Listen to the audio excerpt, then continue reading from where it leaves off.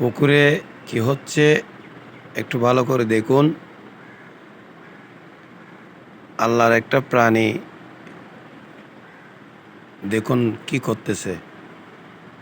উপর থেকে নেমে পুকুরে কতক্ষণ বাসে ডুব দিয়ে,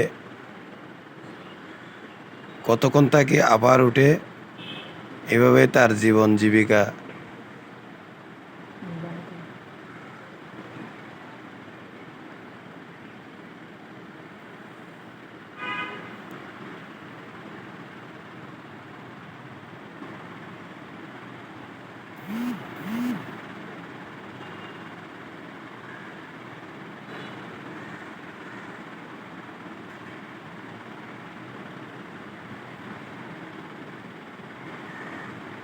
এই দেখুন দেখুন, আবার ডুব দিছে। ডুব দিয়ে সে কতক্ষণ থাকে নিচে, মনে হয় মাছ খায়। মাছ খাওয়ার পরে আবার উঠে, একদিকে ডুব দেয় আর একদিকে উঠে।